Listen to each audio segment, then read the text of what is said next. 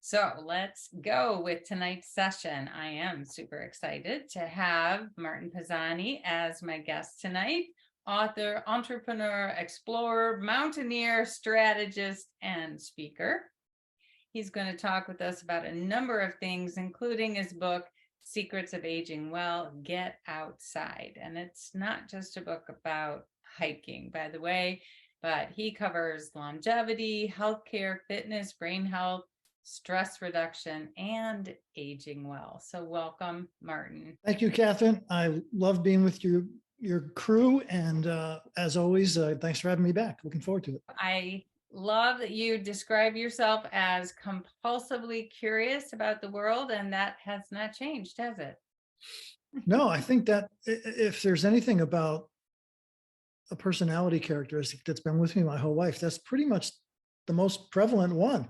Ever since I was little, I was curious about everything. And my parents did a good job of feeding that. They had spent a lot of time in Europe, and we grew up in Brooklyn and New Jersey, so it wasn't exactly mountainous or rugged, but they put the bug in my head when I was very little.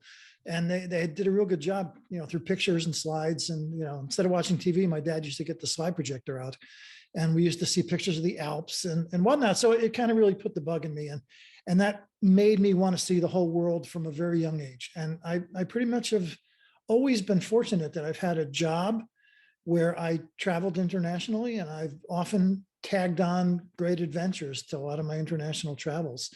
And over a long period of time, that's what led to the book, which was kind of putting down some of those travels on paper, but as well, I thought there was a need for an alternative method for people above age 50 to exercise. I had worked in the fitness business for quite a while, and I was well aware that there's a lot of people who don't exactly like going into a gym, yet they do need to be fit.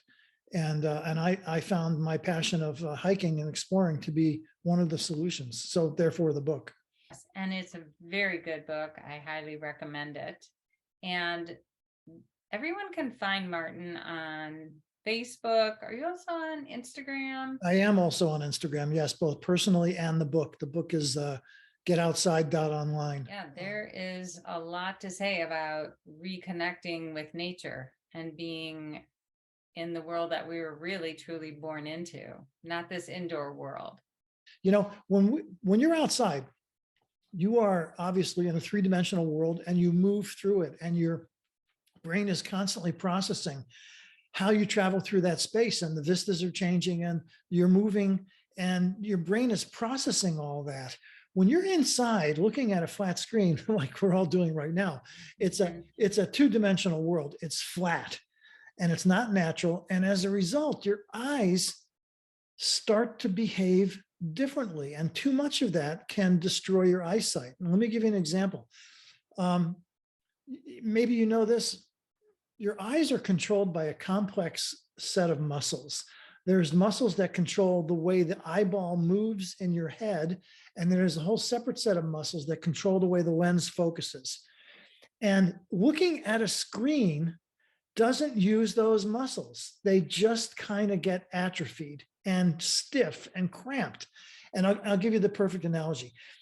You've all been on a plane for 5 or 6 hours. You know how when you've been sitting in a plane seat for 5 hours, you finally stand up and you're creaky, your back needs to be stretched out, your legs are tired. Well, that's what happens to your eye muscles. The same exact thing, they're tired.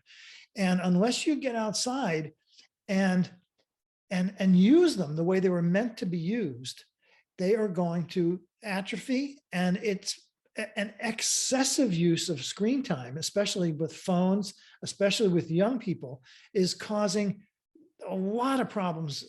Their eyesight is changing. This actually can change the shape of your eyeball. The tension of those eye muscles can warp the shape of your eyeball, which obviously destroys the clarity of your eyesight.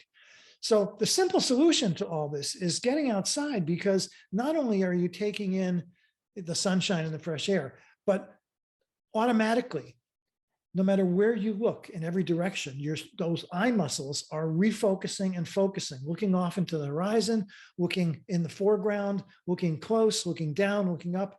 It stretches those muscles out. It exercises them fully. And that, strangely enough, is a really invigorating feeling. Your brain loves that. And you probably know this too. Your eyes are actually an extension of your brain. The optic nerve grows out of your brain. And the more stimulus you can put through your eyes into your brain, the more your brain likes it. It's good for brain health.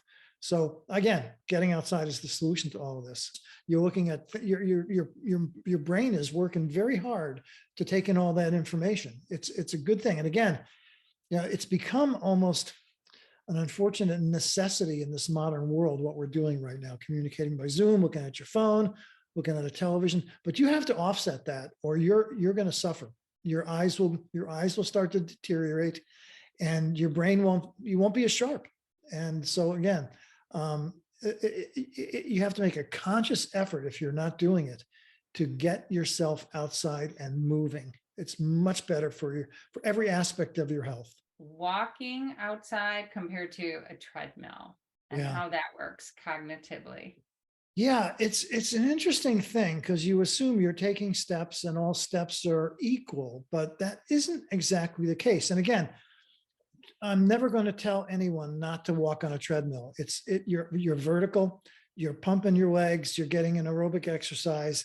If you tilt it, you're walking uphill. Treadmills are a good thing, but it's only a small fraction of the benefit you get from hiking and walking outside. And here's why. All steps are not created equal. When you're on a treadmill, you can really zone out. You can put on your headphones and listen to music or watch television, and you really don't have to think about where you're putting your foot. One foot in front of the other, it's predictable. And 90% of the effort is on autopilot. Again, it's a good thing. You're pumping your heart. It's good. But compared to walking outside, especially on a trail or uphill, it's only a fraction of the benefit because when you're on a trail, it's unpredictable terrain. It's uneven. Your eyes and your brain and every muscle in your body have to be in sync in order for you not to fall flat on your face. You have to know where to put your foot. Is it going to slip? Is it up? Is it down? Is it on uneven terrain? Is it slippery? Is it a big step? Is it a small step? Your brain is making all these micro calculations constantly to keep you balanced.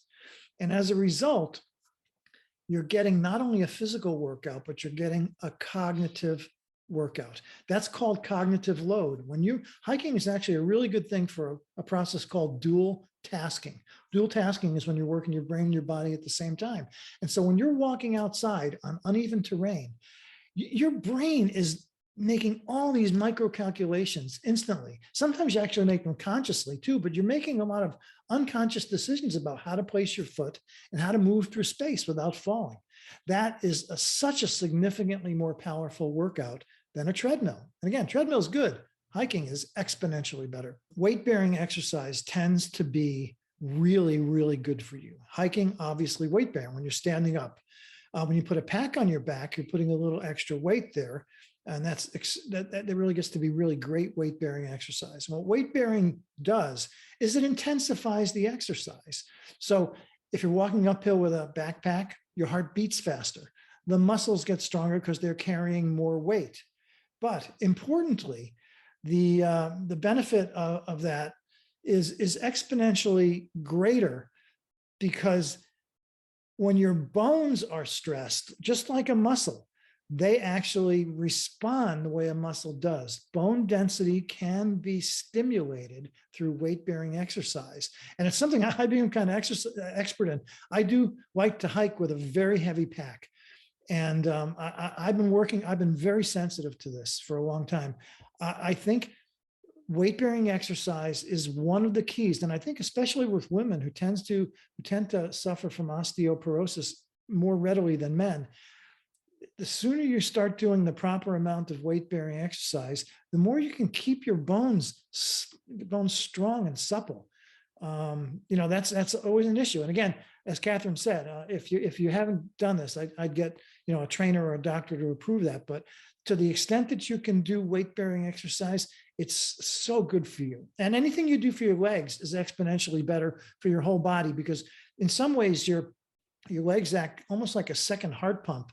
Contractions of leg muscles, especially when they're under stress, really improves your circulation a great deal.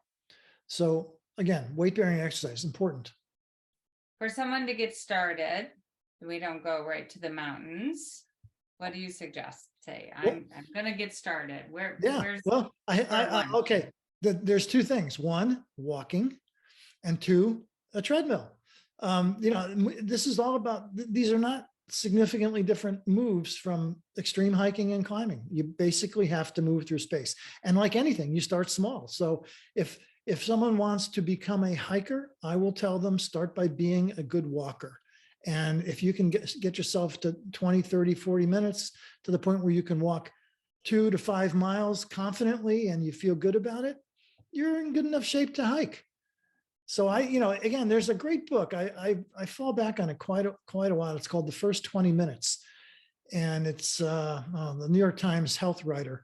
It's a great book, and basically the whole premise of the book is it all starts with 20 minutes of walking, and the profound effect that doing that on a regular basis, a brisk 20-minute walk, has on your overall health, and it sets you up for drastic improvements. If you walk 20, then you walk 30, then you walk 40, then you walk uphill, then you put a pack on, then you go into the woods. It's a progression and pretty much everybody can walk 20 minutes. So you start there and you do it briskly and you make rapid strides. It's really, it's not a mystery. It's just, you got to take little baby steps and gradually increase the intensity, the distance, and the effort. And you can make very rapid progress. What if somebody says, my knees hurt? Yeah, well, I mean, there are some conditions that preclude you from being a good walker. Again, that's why you go back to get a good physical evaluation from a doctor or a personal trainer to determine if you can do this. And maybe if you can't for a knee issue, maybe there's other remedial exercises you can be doing in the gym. Or I've encountered a lot of people who the solution is knee replacement or hip replacement. And what's remarkable? I'll tell you a funny story. My brother, who's a little younger than me, has 2 artificial hips and 2 artificial knees, which you think would be completely exclusionary for hiking, but he's hiking really well at this point. So even the worst condition you can imagine, artificial knees and artificial hips, you can, through application of these little small steps, you can recover from that and be an excellent hiker.